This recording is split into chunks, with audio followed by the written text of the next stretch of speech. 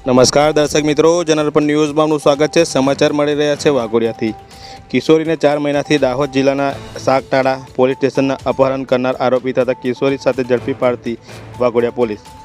રોહના આનંદ સાહેબ, પોલીસ અધિક્ષક વડોદરા ગ્રામ્ય વડોદરા નાઓની સૂચના તેમજ નાયબ પોલીસ અધિક્ષક શ્રી આકાશ પટેલ સાહેબ, ડભોઈ ડિવિઝન નાઓના માર્ગદર્શન હેઠળ જિલ્લાના સિરિયલ તથા અપહરણ ગુનાના કામે નાસ્તા ફરતા આરોપીને ઝડપી પાડવા Shri PI Jadeja, police inspector Waghodia police station નાઓના આપેલ સૂચના અન્વયે કામગીરી હાથ ધરવામાં આવેલ હતી।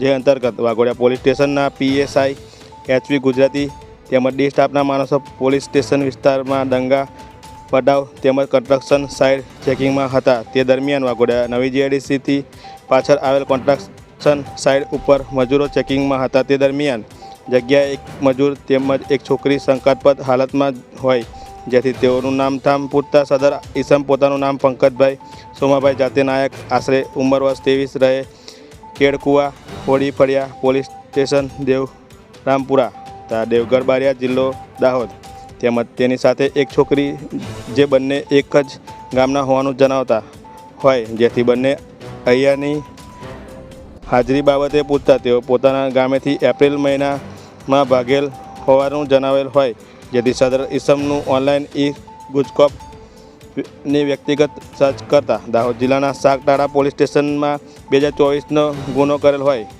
તારીખ 10/5/2024ના રોજ ઈપીકો કલમ 363-366 મુજબનો ગુનો દાખલ કરેલ હોય, જેથી આરોપી તેમજ ભોગ બનનાર કિશોરીને ઉપરોક્ત ગુનાના કામે આજરોજ તારીખ 2/10/2024ને બપોરે 2:15 વાગે હસ્તગત કરેલ છે અને સદર આરોપીને સાગટાળા પોલીસ સ્ટેશન આગળની કાર્યવાહી કરવા તજવીજ કરવામાં આવેલ છે।